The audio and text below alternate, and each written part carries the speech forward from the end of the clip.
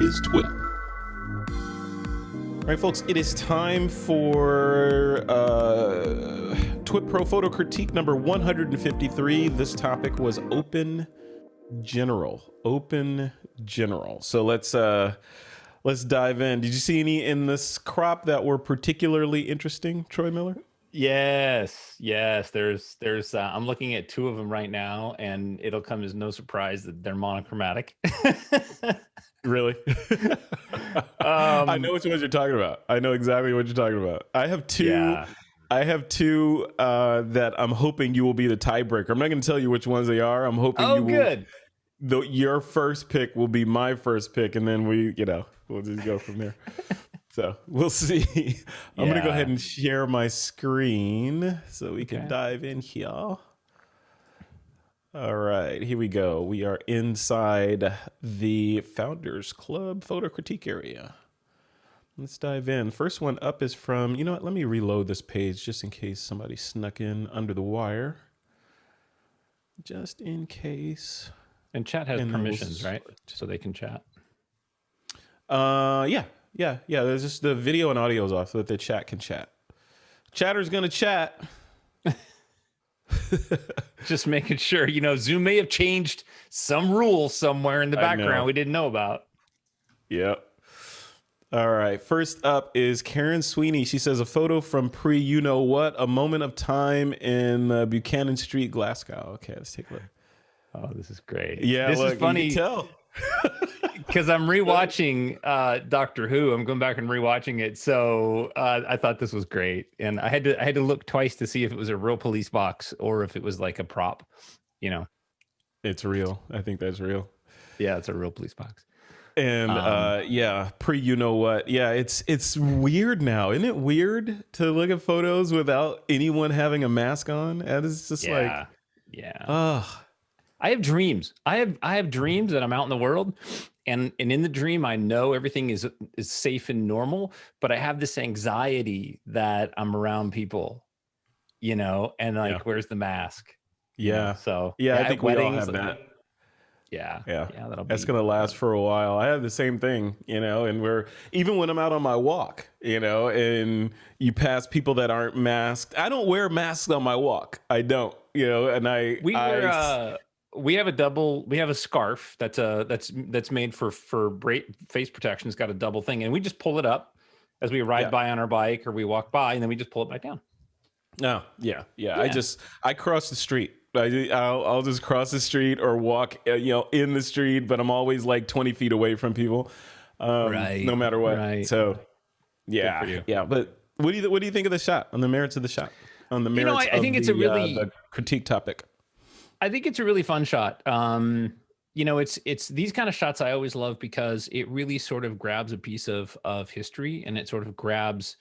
It's photojournalistic in nature, right? So it gives us a peek into a period of time. And for us, this is we see it as pre-COVID, right? It would have to be pre because there's no mask. So now there's that timeline that we see. Yeah. So I like that a lot. I would love to see, the police box brought up a little bit more and the surrounding area pushed down just a little bit. I feel like the highlights on the building are detracting from the rest of the scene. I feel we need to little dodging and burning and just fix the verticals. The left side is kind of given away that it could be rotated, clockwise just ever so slightly. Yeah, like 2 pixels or something, if that. Like 1 degree, just barely. But because that's right next to the edge, it kind of gives that away. Yeah. Cool. Very cool. And a shot into Glasgow. Glasgow. Yes. Very cool. All right. And who's next on our list here? Raphael Timbergeek Swift. Not All Those Who Wander for the Open. Shot with the 82 millimeter f8 focus stacked with one of those Nikon cameras. Yeah. Nikon D850. Wonder if that was the lens and camera I sold him. Oh, did you sell him a camera? Nice. Yeah. He bought my lens and my camera. So, cool. I love the shot. I mean, right away, this is just one of those kind of shots that the leading lines are wonderful, well placed. Probably don't need as much vertical space as we have in this image. I don't know that we need that. But the nice thing is that house isn't right in the dead center horizon. You know, it's above the horizon a little bit. And I realized he kept a little bit of the sky. I would take the sky out because I like the light of the snow. And then the mountains, or not the mountains, the trees themselves act as a background and a barrier for your eyes to go out of the frame. So I would crop it off and you know, leave that tree line without the sky in there. Other than that, I love the light, the leading lines, the weeds in the snow. He did really great job on handling the exposure of the snow and the highlights. So really nice. Interesting. Yeah. Yeah. You know what I thought you were going to say, because of your, you know, your well documented. Steven is drawn on the screen. Steven, are you drawn on the screen? What the heck? I see Steven drawing on the screen. Like, all right. How is he even doing that? I don't know. I don't know. But Steven, I'm just gonna. What?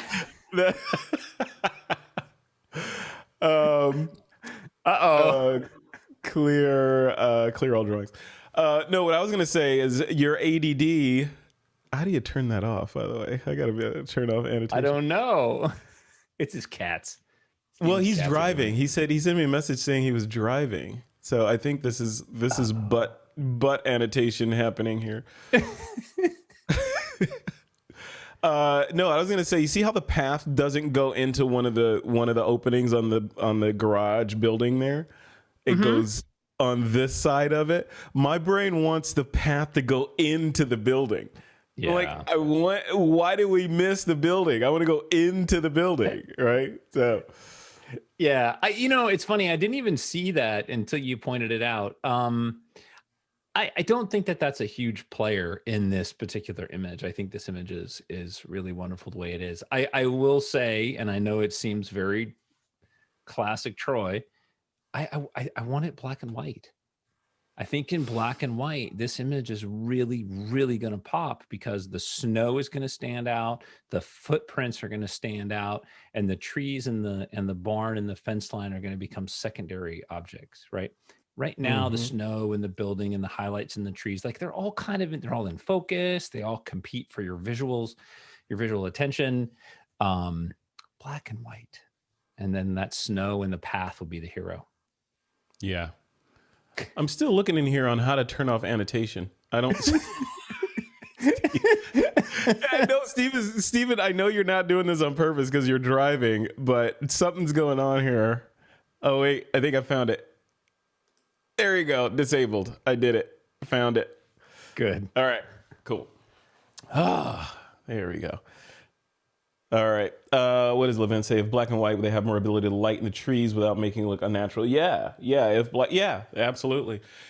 And I think in black and white, you could leave the sky, because then you're going to get a light, dark, light layer, and the sky's not going to compete with the snow. So yeah, gives you quite a bit more control. Yeah. How would what would a shot like this come out like in infrared with all that white reflecting? Well, it would look pretty cool. I mean, like you would expose for the snow, because that's where the infrared is. So that's going to be really, really bright to the camera's eye, which means the trees and the sky is going to go even darker. And the shade side of the building will go darker. So you'll get a lot of drama in the image. What in the trees? The trees, yeah, would be and white, the footprints right? too.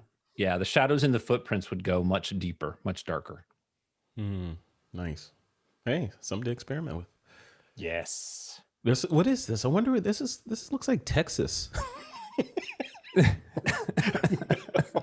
It's fake snow. It's all right. It's fake snow.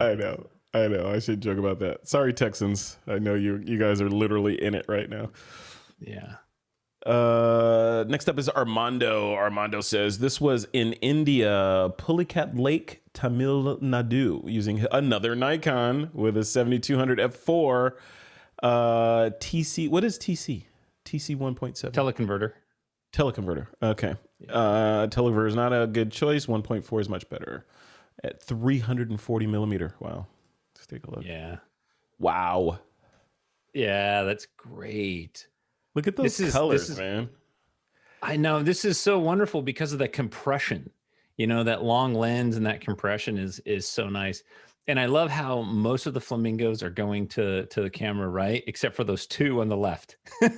They're like, nah, we're not going that way. Exactly. Everybody else is going to the right. The ducks, the flamingos, except those two. Like literally everybody, even the ducks in the background too are all pointing pretty much, yeah. Wow. Yeah. And so I don't understand what's going on with the birds, but anyway, I think that the saturation's a little heavy, and I know that's Amando's style, so I respect that that's his style. But the legs of the flamingos are unnaturally glowing, right? I think that's a little heavy if you want to keep it within sort of, you know, a nature type style. And then I would probably take off half of the foreground. Yeah, right here. Yeah. Which would put us in quite a bit closer. Yep. But I love the color harmony on this. This is great, where you've got those flamingos are different colors than the rest of the background and the foreground. So you've got that color harmony between the blue or the cyan and the green and the magentas. It makes it for some great layers. Yeah, I wonder. I agree with you on the cropping up from the bottom, because that the bokeh is a little distracting in the foreground. So cropping that off a little bit. But what do you think about cropping it like right here, so that we can make the like right down the middle, so that we're more of a 3-2 crop, and these flamingos on the left side are more of the heroes, so we're not getting lost in all the flamingos. And the fact that there are, you know, the two flamingos are going in the opposite direction, and everything else becomes more evident because we're pushed in closer. I think that would, so it's more of a crop like 2-3, kind of like this. I don't know. I think there's 3 images in this frame. There's definitely the left half, the right half, the way that you showed the crop, and then there's the horizontal that we're looking at here. Yeah. I like the horizontal a lot. My second favorite would be the left half, because I like those two flamingos. That's sort of like that little hidden story in there that once you find them, you know, you kind of have to keep looking at them like, why? You know, why are they going that way? Yeah. Did they not get the message? Well, Troy, with your technique, you would just make the whole thing black and white, and then make those two left-facing flamingos color, right? Oh, stop. Why not? Come on. You're selecting color. Yeah. I was looking at what Levent said. Yeah, I think that the left side, like you could crop out and clean up that one left duck, and then that way you've got the balance of the flamingos left and right. You could do that too. Yeah. Because the flamingos are really the heroes here. Yeah. So like a crop like that. Right? Kind of like that. That would work, yeah. Or take that all the way across to the right too, all the way to the end. So you lose that left bird. And so like this? Yeah, like right there. Yeah. Like all the here? Way right. All the way. Or even all further. the way. All the way? Oh, right there? Yeah, see, so now the left flamingos and the right flamingos have the same distance from the edge of the frame. Oh, yeah. Right. Yeah. They feel almost like they're mirrored, right? So they're like the bookends for the story in between. Yeah, absolutely. Yeah, I like it. Cool. All right, Armando. Thank you, sir. Once again, you've done it again. Yeah, good stuff. All right, next up is Eric Pronsky. Eric says, cowboys and a cowgirl at sunrise. Ranch hands receiving their morning instructions from the ranch owner. The middle cowboy in the sun. Images taken west of Fort Worth. All right. Yeah, see, that's cool. Yeah. This just needs, like, right at the top. What if I can do it? Can I do it here? Let me see. Oh, no. No, he's got... That's Marlboro. Don't promote cigarettes on your stream. It's totally. That's what it reminds me of, Marlboro. It's a Oh commercial shot man. like that, right? No, they're all leaning in, someone. So, who saw the latest episode of Battlestar Galactica? Is that what they're saying? No, they're like, how about that last WandaVision, man? That was crazy. Oh God, what a ridiculous 20 minutes of credits. What the hell's that all about? Okay. Oh yeah, focus. I know. They're stretching the boundaries of television with that show, right? Okay, that's like putting mayonnaise in whipped cream and calling it frosting. I don't know about all that. I don't know. Now you're going really far. So I just made that up right now. What would you change on this shot? And do not. You are forbidden from saying. Where's my draw tool here? You're forbidden from saying that you would crop it like this. No, that would not be a great shot. For one, I love silhouettes. I don't think silhouettes are done often enough. I think that a lot of times, at least in my industry, I see a lot of poses in front of the sunset and then they're lit. So I love really good silhouettes. I like the light that's coming through the horses' tails, around their feet. I love all that. I would probably burn down the foreground underneath the horses a little bit more, just to bring that down. Just kind of darken the ground. Yeah. Just darken the ground at the bottom edge of the frame and then let it fade up ever so slightly up until we can kind of see that little ridge behind the horses as it drops down into the prairie or whatever. But right here, right? Right here. Yeah, right in that area, up to that area. I just think that foreground can come down. Don't lose the horse's legs by any means, but just bring down the tone of the dirt. Yeah. And other than that, it's great. Top left and right corners could probably be brought down just a tad. Looks like you're losing a little bit of the color in there. Yeah. I like it. I like it just like it is. I agree with you. Like burn it down a little bit, but I like seeing the detail of the feet in there because it's got kind of like the outline of the sun hitting back there. So it brings, like this horse on the right side, it's bringing those legs out because it's rimlet from the sun. This guy on the left he's not getting it, but I like that. I like the fact that it's popping out like that. I like the pose of this guy. He looks kind of menacing sitting there. Kind of leaning over with all his, it's almost like, Rough Riders, mount up. You gotta go out. You gotta go find the bad guys. That's what it looks like. Yeah, I would definitely not burn it down enough to lose the feet, to lose the legs of the horses, but I would certainly take the ground down, even if it's just half a stop, because it's one of the brighter things in the scene, except for the sun itself, right? So it's your secondary, it's what you look at secondary. If you hold your hand up and you crop just the foreground off, which I don't want to lose the legs of the feet, but if you crop that off, all you see is silhouette and sky, which I think is a lot more powerful. Yeah, it's a cool shot. It's a really interesting shot. Yeah, it's neat. Very cool. All right, Eric, thank you.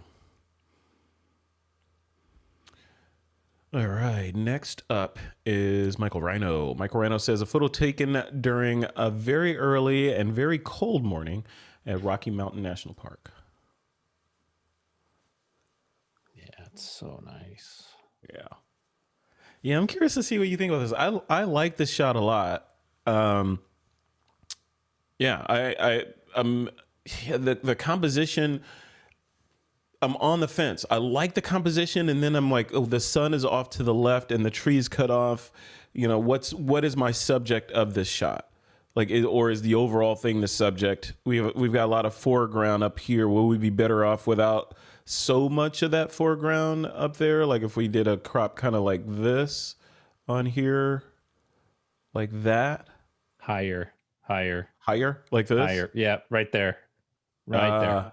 Yeah. Yep. Okay. Yep. So you're thinking the same thing. Yeah. Yeah. I like the little bit of foreground of the snow because it gives us, that's our foreground. Then we have our middle ground and our background. I think for me, the hero of this isn't necessarily the sun. I think it's that ridge of mountains in the back that you can see the trees on, that sort of saw blade look, or that rough ridge And then the color, it just draws us in there, and we just want to see deeper and deeper into that valley. All this dark, shadowy foreground really just doesn't add anything to this image. Right. Yeah. It takes us out of the image a little bit. Yeah. Cause I want to take a trip down through these layers back there, and I get kind of caught in the eddy that is the snow up here. And like you said, we only need a hint of that snow to tell what's going on there. Kind of like that. Right. Yeah. And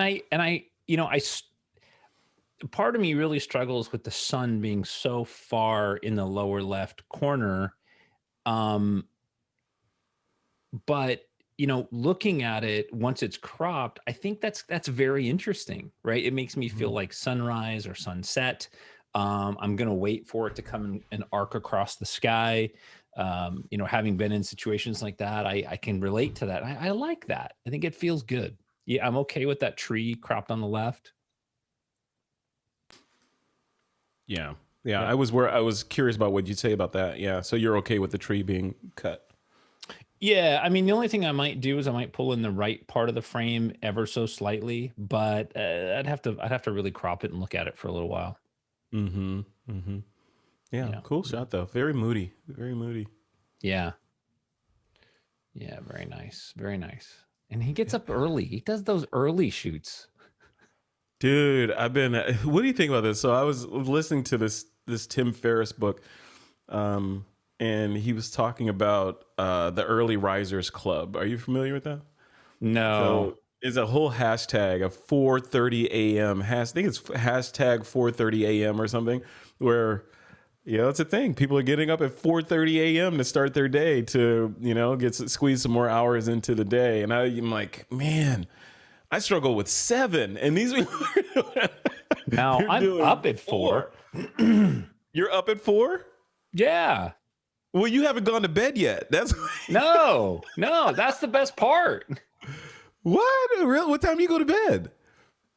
4:30. So 4:30 p.m. and you get up at 4:30 a.m. Yeah, something like that. 4 a.m. is interesting because it's considered, it's in a lot of literature too. 4 a.m. is considered the quietest time of the evening. And so from 4 to 5 a.m. is considered the quietest time. I like that. I like quiet. Yeah, so it's very interesting. Yeah, it's a very interesting hour. Yeah, it's sort of past nighttime, and it's not quite morning. And it's also super quiet. Like there's no birds. The birds don't get up until 5. Yeah. I don't know. Levent is in the chat. Levent says it all depends on what time you sleep. So Levent, I'm curious, what time do you go to sleep and what time do you get up? Because I don't know. I'm struggling with that 4:30 thing. 10 p.m. Yeah, I'm usually I'm not asleep at 10 p.m., but I'm horizontal in the bed, maybe with an iPad reading or catching up on something. But I'm not sleep until midnight, usually around 11:30 midnight. So. We read an article and there was a podcast about, people who are night owls. And what they've come up with is that, some people are genetically predisposed to being night owls, right? Like they function better at night. And that's me and my daughter. And Margie, she's done by like 10. And I got another 4 to 6 hours in me, but I don't function well in the morning. So if I've got to get up before 9 or 10 o'clock, it's rough for me. I can't. So school was really hard. That's why I'm self-employed. I can get up when I want. That 9 to 5 wasn't working for you? No. I need like 11 to 4 or something. I could do that.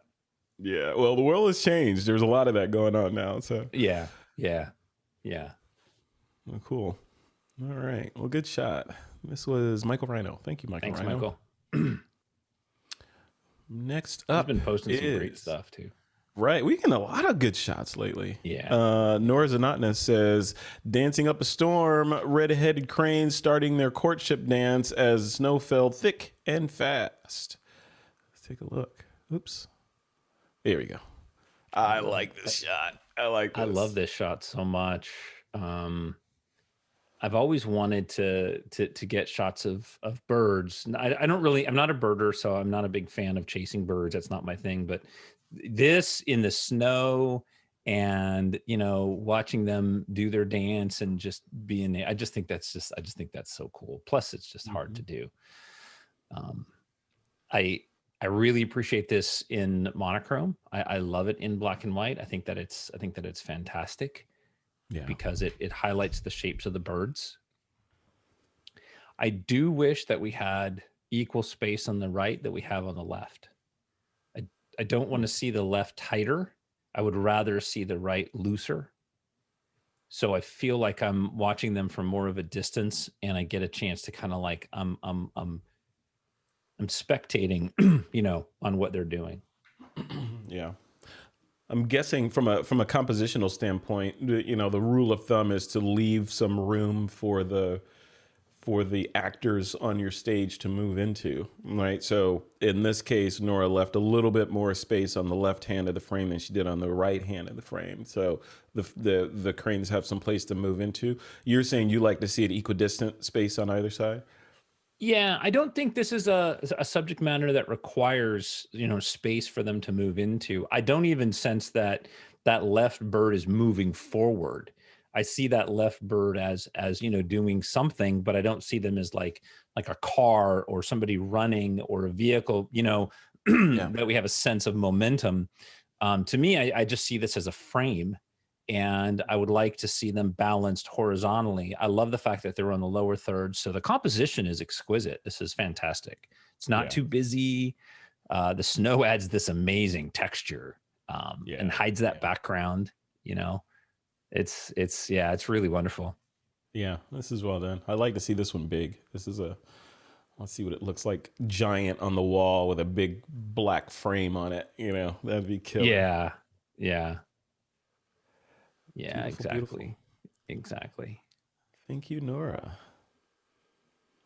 All right, next up is Ernest Hallett. Tatiana, one of the most talented models I've ever worked with. All the best. Let's take a look. There's Tatiana. Very cool. Now this is this is strobe, I believe, right? Or is it? It is, right? Mm-hmm. So with strobe, I've been diving into the science and experimenting with high speed sync, and I know you do that kind of on a daily basis almost, right? So with a shot like this, this could very well have been done with high speed sync, right? To drop the exposure value of the background versus the foreground. Yeah, it could have been. Yeah. I'm gonna. Yeah, it definitely could have been. I definitely don't think that the background was that dark in the original exposure. But it's hard to say. I mean, I can see some cloning and stuff, so I'm trying to figure out what it did. But yeah, you could definitely pull that stuff way down. Yeah, underexpose the background. And it looks like the light is coming from underneath a little bit. Or up, kind of like up here, right? Because I'm just looking at the shadow under her nose means we're right about here somewhere. Yeah. And we don't have catch lights that tell us what's going on. So. Right. So, I mean, the thing about this image is that it's a fairly wide angle lens, right? So I'm guessing maybe a 50 or something. It feels like a little wider lens because of the way it's pushing into the frame. And I really like that. I think that it's non-traditional. I think that's a lot of fun. I do think that what we need to do is a little more dodging and burning within the frame, though, where the front of her dress is brighter than the mask of her face. Her camera right, her left elbow is rather bright. The top of her head, her hair is black, but there's a lot of light that's reflecting off her hair. That can come down, just mood it up a little bit and bring all those surrounding tones down. Yeah. So and bring focus onto her face, right? So because the lightest part, as we always say, right, your eye is drawn to the lightest part, which in this case is your chest and the dress. So want to drop those exposure values. We don't really need to be looking into her armpit or her chest. We're going to be looking into her eyes. So drop Yes. everything else and take us into her face, right? Yes. Yeah. Yeah. And you can definitely do that. Also, I can see the Photoshop work in this above the dress on her chest. Right here. Yeah. Yeah. And then on her hair, up at the top, it looks like there were some flyaways that were worked on. And the flyaways This especially, area up here. yeah. And then The here. flyaways especially are really, really tough, mostly because you've got darker background closer to her head and it's lighter further away from her head. And then when you try to clone that in, you're bringing the lighter tone in next to the hair now, and you get this little darker fill around her hair, and it's a big telltale sign that somebody was in there with a brush pushing things around. And we don't want to see what's going on, right? We don't want to see the burglar tracks on a retouch job. You got to be in and out with no DNA evidence left behind, right? Right. And even her hair, it looks like some hair was brought in or something was done in her hair, because there's basically 2 edges or 3 edges of where the hair is above her right eye, camera left. So In here, no, her over her right eye. over here. Okay. Yeah, you can kind of see. I can kind of see like there's a soft layer, and then there's a sharp layer of the hair, and then a soft layer and a sharp layer. And that stuff is just, it really stands out when you know what to look for. And Levent in the chat is saying lighten up the cheek patch, the Rembrandt cheek patch a little bit. Yeah, you could definitely do that. Yeah, if you want to keep that traditional Rembrandt light look. I see this more as a black and white and more of a film noir type of look, right? Like she's like this mistress of some kind, and you just bring the tones way down, muddy up the highlights, crush the blacks, and her right eye and her right cheekbone is like the only thing that we could make out mostly, right? Maybe a little bit of her left eye, camera right. And just very moody. Yeah, that would be cool. Yeah, I like it. Yeah. I don't know. I struggle with this one because I'm looking at it and I'm like, well, how would I crop this? Because do we need all of this arm in there? Because if the story's about her face, could we crop it? Based on what you're saying, could we crop it kind of like this to draw us in to be closer on her face? You definitely could, but I think having her arm and her elbow in the shot, if it's a secondary subject, if it's darker and pushed away, I think it's sort of a powerful symbol, And I'm okay with that. I think it's great. I think it's a great pose, and I think it shows a lot of attitude, and it's non-traditional. So I dig it. Yeah, I like it. I just think that there's too many of those elements that are detracting from other elements in the image. Yeah. Cool. Very cool. Thank you for that shot, Ernest. All right. Next up is Amy Brooks, who's probably still in her meeting. She calls this one Left Behind. Let's take a look. I know what you're going to say. You don't. How do you know what I'm going to say? I know exactly what you're going to say. Can I say it? Will you? Yeah, you can say it. If I pick it, you're gonna say that you feel like the shot should be rotated counterclockwise slightly. Well, it does need to be rotated counterclockwise. I'm right. Look at that. See, I can impersonate you, man. See, I know. Yeah. I'm in your head. However, I've spent a lot of time in the dunes, and this feels very natural to me. Dunes aren't level generally, so I would challenge myself whether I like that rotation or not. What I really would do is I would get rid of that upper right pocket, that upper right corner. Yeah, here. Yeah, I don't think that really adds anything to the image. But other than that, I love this, and probably has a lot to do with the fact that I've spent a lot of time in the dunes. I've photographed a lot of these very similar subjects, and I just love them. I just really do enjoy them. So aside from the pocket and rotating it slightly counterclockwise, what about this? Does that bug you? No. You leave that in No, it doesn't. It doesn't bother me because again, it's the desert, right? And so I'm okay with the fact that it's there. I know that should be there. So, like I said, it probably has a lot to do with the fact I spent a lot of time in the desert, so I've seen those things. Yeah. And I think taking it out doesn't make the image better. If it was a little speck, yeah. Yeah. Yep. Cool. Where do you find dunes around you? Do you go all the way up to Pismo, or are they in Orange County somewhere? Or Riverside? I go to Glamis. Glamis. Yeah, Glamis. It's a one of the largest sand dunes in the country, and you can ride there. So there's part of the dunes that are open to the public, and we dirt bike there. Oh, So cool. ride and camp. Like I've lived for a week on dunes just like that. Yeah, that's when you put on your Doof Warrior costume and you Yeah. Yeah, exactly. so jamming on your truck. Yeah. I just the serenity of the dunes is so amazing. It's so barren that when you come across something even just like this, or maybe it's footprints from, a kangaroo mouse or a stink bug or something. I mean, they really stand out. And I just love this. I just love these kind of images. Simple, solitary. Yep. I love it. Yeah. Yep. It's art. Yep. Very cool. All right. Thank you, Amy Brooks. And coming up next is Stephen Scharf, who he was driving last time he sent a message. He's not in here anymore. He says, a top-down panning shot of MotoGP rider Stefan Bradl apexing rainy corner at Laguna Seca during the U.S. Grand Prix, left knee firmly on the deck. Let's take a look.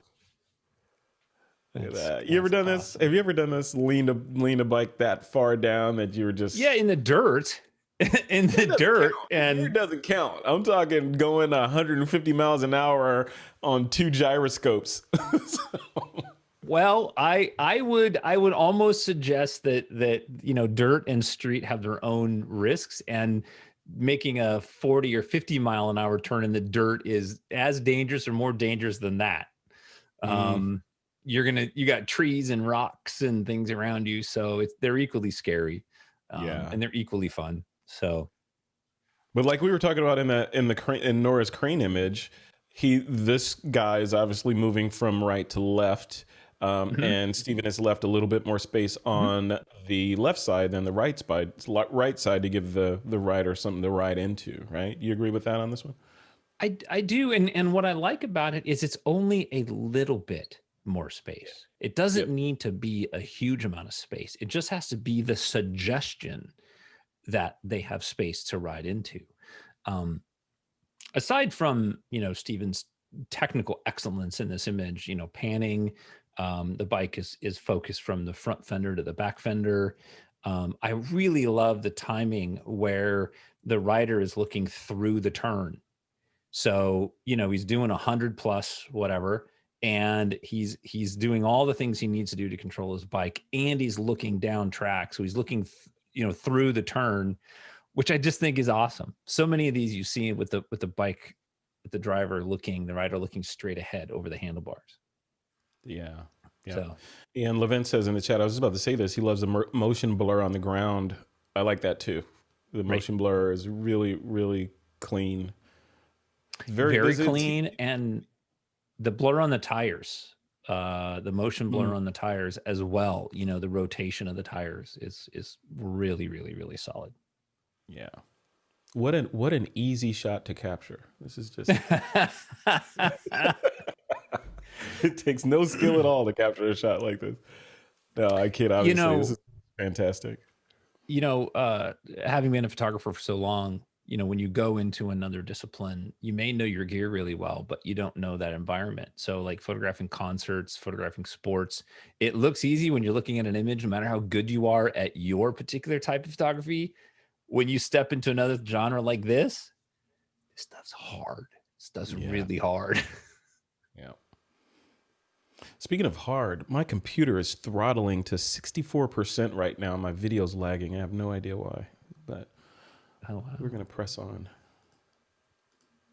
Guess you need that new iMac. Or that M1 Mac Mini. All right, next shot up is Joshua's. Is this one's for this critique, right? Yeah. Yeah. Posted 1 week ago. Okay, so this is Forever Alone in the Dark. Look at that. That's what you don't want to see in the bathroom when you go for your midnight. Oh man. I just think this is just so beautiful. I really, really, really love this. I know this is one of Joshua's regular subjects, and I just love how it's handled. This is a green python, if I remember correctly, and it would be equally beautiful in green. But I think that when we go monochromatic, we really focus on the face and the shapes, and I really appreciate that. I kind of think that we don't need as much of that vertical negative space as we have. I think we could probably get rid of some of that. I would play with that. I'm not exactly sure. I'm just holding up my hand. I think that it would be okay to get rid of some of that. Like if you cropped it kind of like this. Like that? And I'm okay because the snake is tight left and right. It's okay to bring that in from the top a little bit. I don't know. When I have an image that I'm not sure about, I make them both the same. I crop them and then I put them up as a background on my computer and I look at them. And then one day I'll walk in and go, "Oh, that's horrible," or "Oh, that's really good," right? Because I don't know, but I do love the crop that you just did. That's my favorite. I do love that. Yeah. You know what I see when I look at this? I see a fist, a snake fist. Like if you hold up your fist in front of your face, it looks like this. Yeah, you're right. Yeah. It looks like a snake fist. Well done. Look at this. Medusa's holding up her fist. Yeah. So, yeah. I also love the eye detail.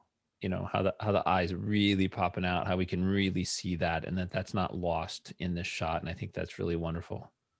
Yeah. This detail is just crazy. Love it. Well done, Joshua Sommerfeld. Well done, sir. All right, who's up next in here? Michael Deray is up next. He says, "Open critique snapshot, puppy love in the age of the Rona." Look at that. Yeah. That dog is just showing off because Rona doesn't affect animals. Yeah. He's like, "I can kiss the lady." Exactly. She's going to give me love. Sorry, boys. That's awesome. No. This is fun. I mean, this is a really well composed shot, and I love the story. I just love that. I think that most of us are animal lovers, and I just dig the shot that this dog is just having just the best time of his life, right? Like he's just hanging out, getting a little attention. Yep, that's what it's all about. Yeah, look at that. Yeah, this is a cool shot. What do you think of the cropping, the square crop? I like the square crop. A little tight on the two gentlemen on the back right, but that's okay. They're not even secondary subjects, so they're kind of out of the frame or kind of out of the shot. They're just background. I love the fact that they're spectating, but I love the square crop. Yeah, I like square. Square's good. Yeah. It's interesting. What do you think about just the slight tangent? I was having a conversation with someone a couple of days ago about cropping. And, like we had Valerie on, and Valerie was talking about her sort of minimalist approach to photography and self-imposed constraints. Like I only shoot with an X100V. I don't do any processing or very minimal, those sorts of things. On that same tangent, I was having a conversation with someone about how they will only shoot in 3.2. that 3:2 aspect ratio and never crop. Like never, like it's a rule.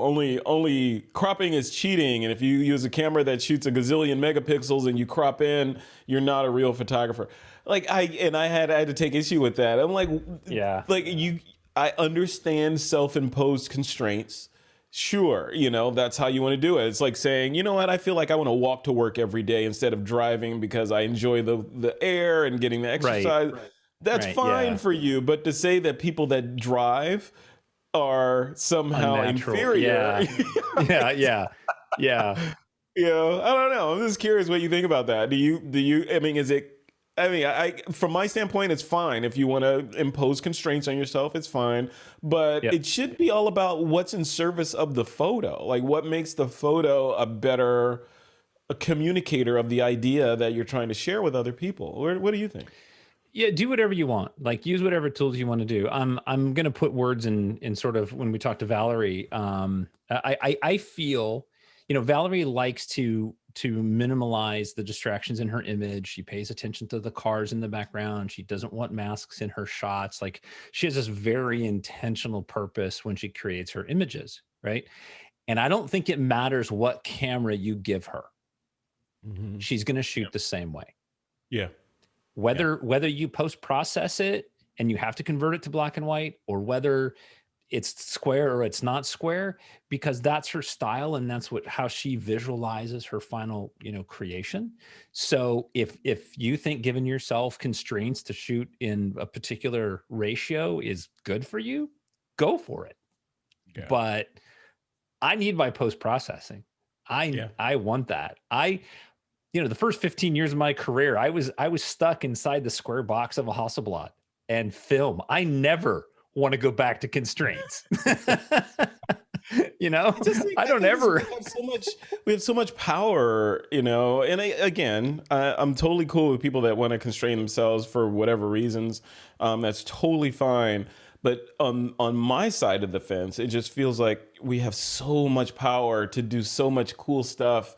That like that Eiffel Tower shot I posted, when I was there, it was okay. I'm at the Eiffel Tower or whatever, but you throw a sky back there to non-photographers, people that are just looking at it on the merits of this is an Eiffel Tower shot are like, holy shit, this is a cool shot, right? So I don't know that not putting the sky back there makes me a better communicator of the Eiffel Tower. Right. I mean, it might make me feel like, okay, this is more of a genuine shot of the Eiffel Tower without any sort of manipulation. But is that, like Valerie said, she shoots for herself. So she doesn't give a shit what anybody thinks. But when I shoot, if I'm going to let someone look at it and I want them to feel a sense of joy or understanding looking at the photo that I shot, the onus is on me to make it the best that I can make it before I release it to the world.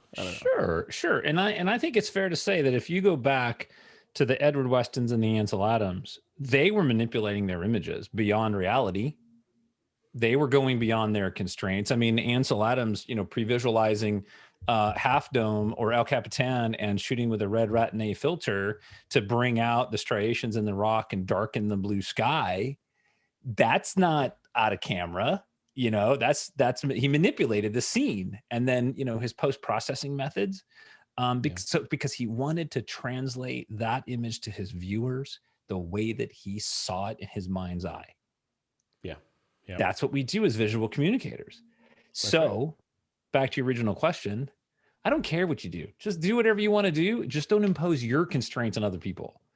There you go. Just do your own thing, and that's shoot with a Nikon. If you have a choice, pick up a knife. Sorry. You were good right until you hit the cliff. I know. You were just over like a limit. I'm kidding. I'm kidding. Yeah. No, for sure. Yeah, it is. It is. Do your own thing. Do what you like. That's what it is. All right. Cool. Thank you, Michael Deray. And that was it. I believe. You know what? Let me just double check because I think. Let me go ahead and sort this. I think Brian put one in here. Let's go by last activity. Yeah, Brian put one in here as a comment on the. Oh, okay. Yeah, this one.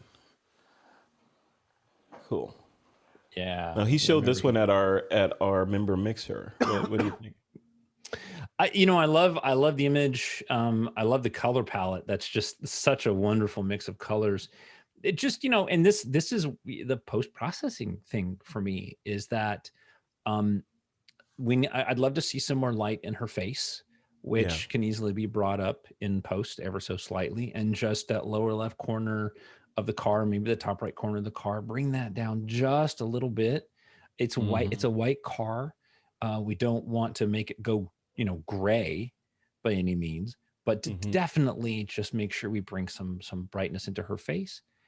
And then there's her left hand on the seat that you could crop that out so easy. Just her thumb. Yep. Yeah, this shot looks like it wants to have two, like if you're in Lightroom, two linear gradients, to one pulled down from the top right, one pulled up from the bottom left to kind of focus the eye on this sort of area in here.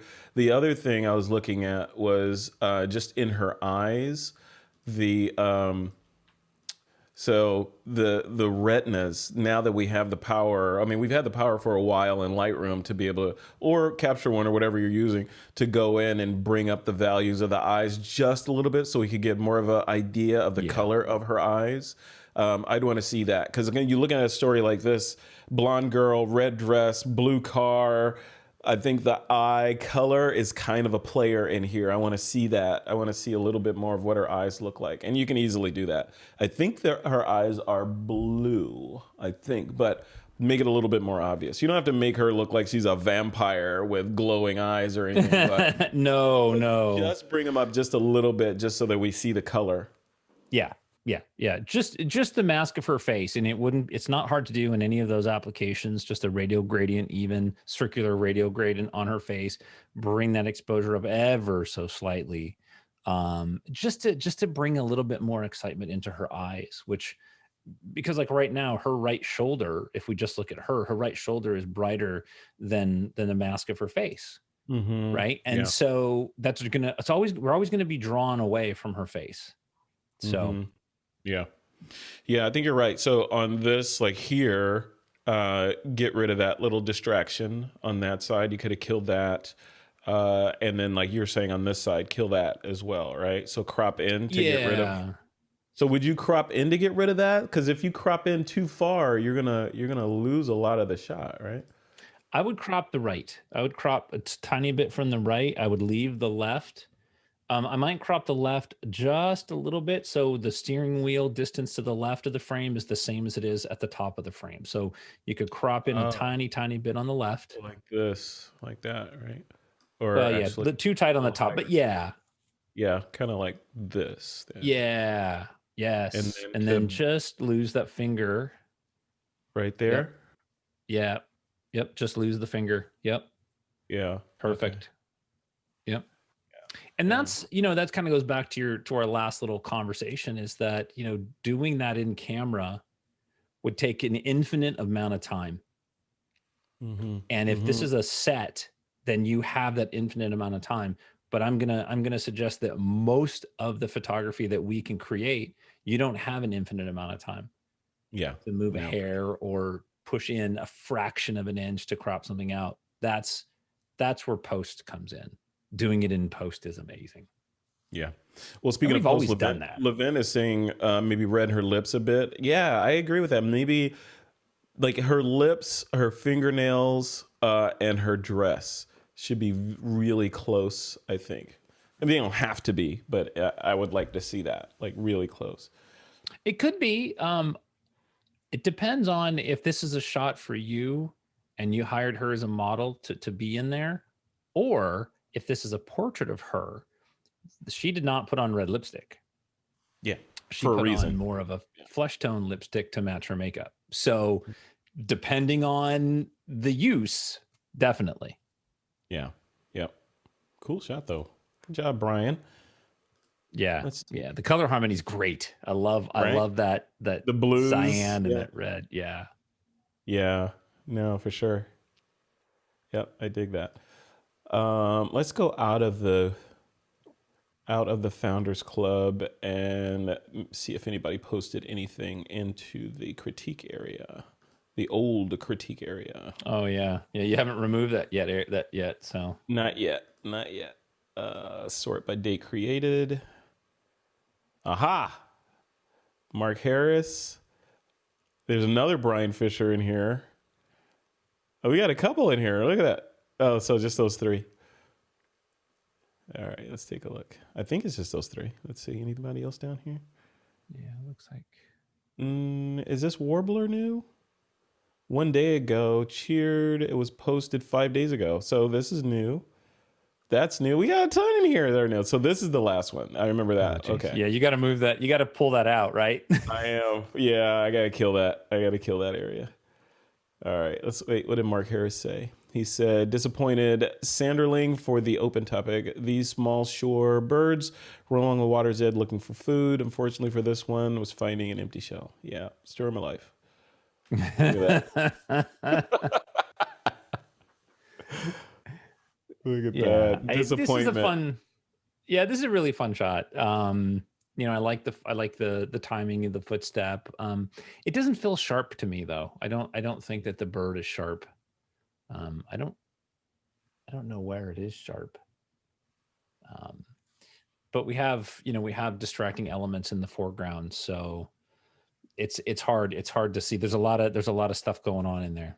You know, like all these guys, that in there. You got this bright thing that's drawing your attention here. Mm-hmm. So would you have removed all these little things in there? I would have just cropped it. I would have cropped the bottom off. We don't need the reflection of the bird. The reflection is really not adding anything to this image because it is covered by other shells. And then that would bring our focus in on just the bird and the empty shell, which tells the story. Like that? Yeah. Yeah, something like that. Yeah. Cool. Yeah, you're right. Because otherwise, it's like, okay, I see reflections. I see all this matter in the foreground. What am I supposed to look at? When it's cropped like this, it's okay. I see the bird and what the bird is looking at. Yep. Right. Exactly. Yeah. Exactly. Cool. All right. And next up is Brian Fisher. Brian had a shot in here. We just looked at Brian's. That was Brian's with the woman in the car. Yeah, which is a better shot. Yeah, it was a better shot. Joshua is face palming over there. He's like, ah. So I know what you're gonna say about this. You would like to have seen more of the bee in there, or crop in closer. What would you have done to this one? Well, in this subject matter, it's what are we looking at? What is our subject? I feel like the bee is intruding on the flower photo, right? Like he snuck in, but it's not really a photo of the bee or the flower because everything is kind of in the same depth and the same focus. So I want to pull back. I want to see more of the bee in there. I think that would help us a lot. Or make the bee the hero and crop the flower out, right? So now with a crop like this, it's all about the bee and what the bee is sort of getting his head buried in the pollen there. Yep. Versus this is a bright flower. Yeah. Yep. Cool. All right. And then next up on the list, Michael Kautz. Clowning around because sometimes a cigar can bring out the best in a guy. Uh-oh. Look at this. Wait till they get a load of me. Yeah. I love the backlit, the smoke. I don't see a cigar. I'm assuming that the cigar is in the shot. I'm assuming it's in the subject's right hand, camera left, but we don't really see it. So the title is a little bit misleading because it makes me look for a cigar. Yeah. But aside from that, I don't need to see the cigar to kind of enjoy the image. I love the smoke. I love the lighting, the composition. I struggle with having the welding unit in the shot. Yeah, that's what I was gonna say. I think if you pulled the welding unit out or cropped it off and centered your subject in the car in the frame with the cables leading out, I can see the cables are clamped on there. That's all fine. It feels industrial. Mm-hmm. But Like this, if right? if this was an ad for Lincoln welders, that would be great, right? Then Yeah. pan a little bit to the right. Yeah. Yeah, this way, yeah, because the Lincoln Welder unit is because words, right? And we look at words in Mm-hmm. frames. We're drawn magnetically over to that welder. Whereas if you crop it like this, relatively square, you got Yep. symmetry going for you, and leading line of his body leading up to that crazy face. And then the brightest area is the smoky red light behind him. So we're drawn into the middle with a sort of a natural vignette. So Right. Yeah. And then those cables that would be going off in the lower right hand quadrant, according to your crop, I would burn those down so they disappeared just before they left the frame, kind of like what the left one would do. mm-hmm. Um, but I do got to say, I want to give kudos to Michael for controlling his lighting really well and the dodging and burning in this really well, so that there's a little bit of light in the bottom of the shoes, but not so much so that it detracts us from our subject. Yeah. Right. Yeah. Yep. Um, For sure. my only other nit on this is the subject's left arm and hand. We can't see an elbow and we can't see a forearm. So what's happened is it looks like his hand is growing out of his bicep.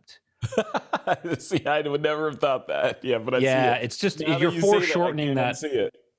Yeah. So in this case, all he has to do is, put his left hand out to the right. The cigar could have been in his right hand his left finger, if you really wanted to show the cigar, or just move his hand closer to his body, leave his elbow Mm-hmm. where it's at, Yeah. and just have Yeah. him put his hand in a little bit so you can see that.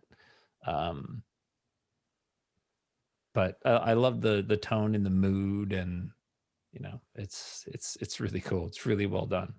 I like it. Yeah, it looks like this shot feels like it needs like an AR-15 or something in there. It's just- you could put a lot of things in this shot that would work really well, but I appreciate the fact that it's very minimalistic. And to sort of speak to, I think, what it was Jake Hicks said when we had him on, even go so far as to remove the logo off of his shirt. Mm-hmm. Mm-hmm. And then Yeah. it becomes incredibly timeless, and the subject tells the story. Right. Yeah. Yeah. No words. No words. No words. Yep. Yeah, no words, which you could easily take that out. Yep. All right. Good job, Couts. On this one, it was. Did we see this one already? No, 4 days ago he posted. Yeah. Okay. So this is PETA. Yeah. Look at that. Okay, you must know something about this shot since you and Peter work so closely together.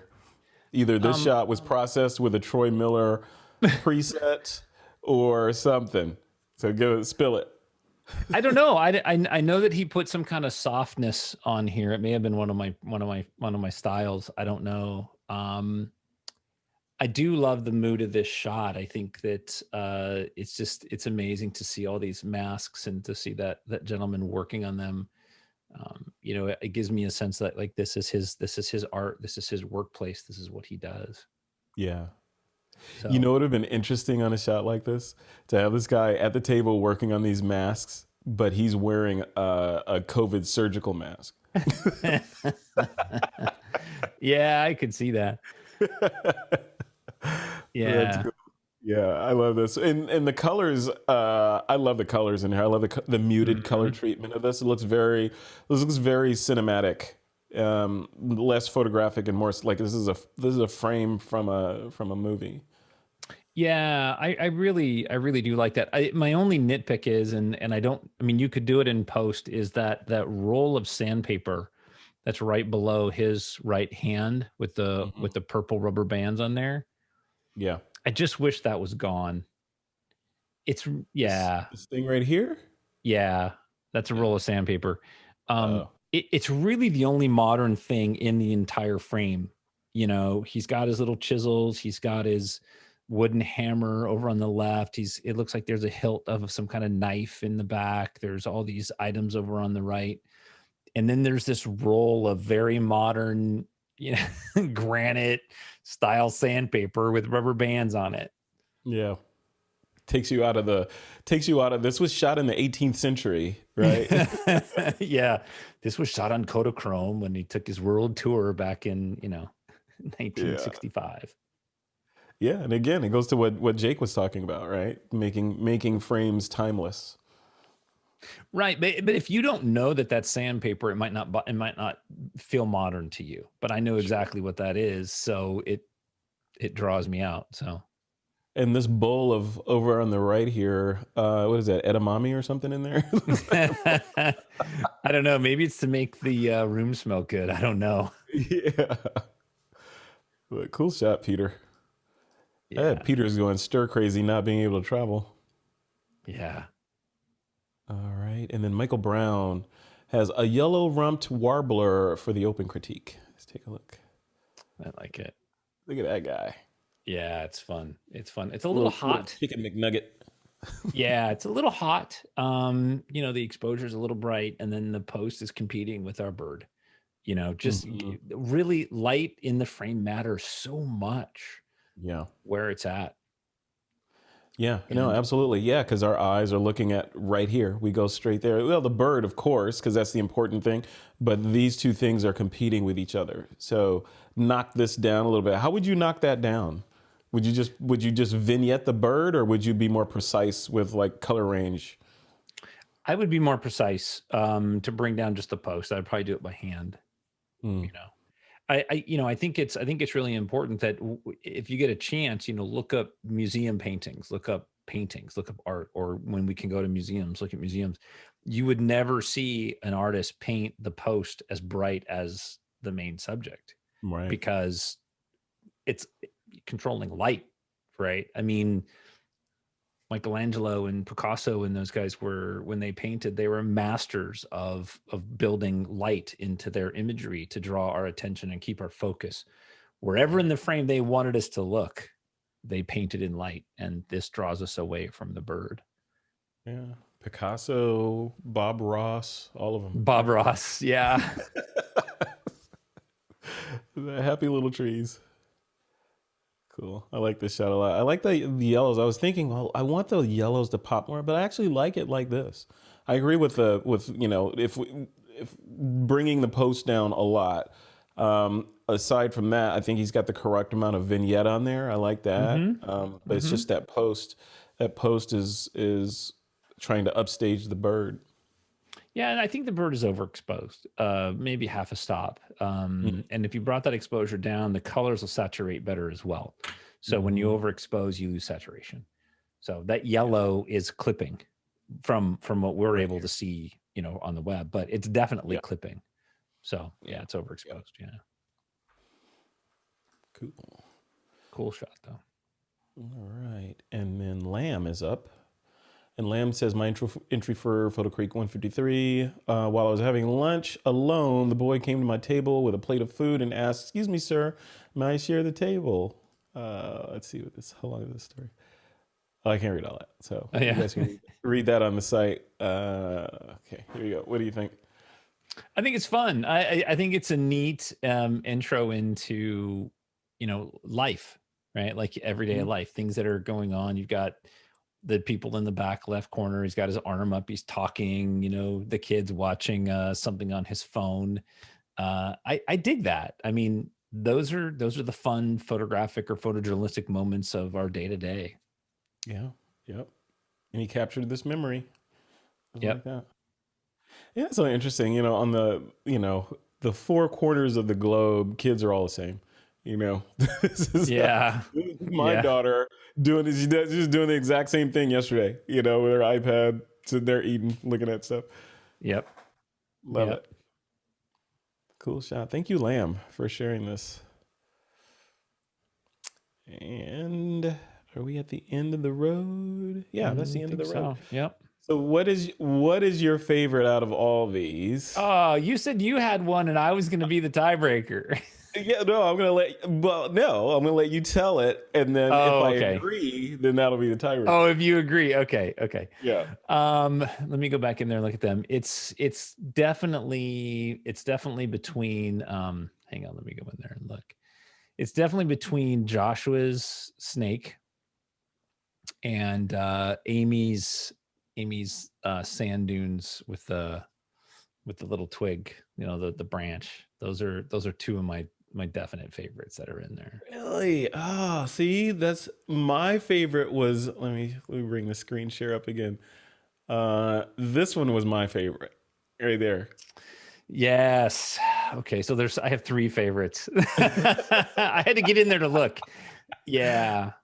I like this one a lot. I literally could see this printed big and hanging on a wall with a big, thick, expensive frame on it, you know, with you know, a little signature in the lower right, Nora Znotinas, you know, this looks exceptional. And it's no, I agree. It's got environment, it's got action, you know, it's exceptionally well done. So we gotta go with this one. I like this one. I gotta override you on this one, Troy. I like You know, it's funny. As you're talking, I've already downloaded it and I've already added it to the chart because I knew you were gonna go there. I did. Yeah. I love this shot a lot. I love the simplicity. I love what's happening in here. I love the courtship, you know, all that. It's very cool. Yeah. Very cool shot. Yeah. Nora, congratulations. Really, really cool. Yeah. So many good images though. So many good ones. Right. Speaking of good images, what's up next? So this was open general. So Windows. Yes. Windows is our next one. Could be pictures of Windows, could be pictures through Windows. You could be light from Windows, you know. Yeah. Could be a lot of things. Yeah. Operating system Windows. No, Bill Gates? that's unacceptable. Nothing like that, huh? Nothing like No, I don't know how you'd make that look good. Yeah. Well, some people could. Well, cool. Well, that's it for this critique recording. I'm going to stop the recording and then open up the floor to the folks that are joining us. We can chat a little bit and then end this.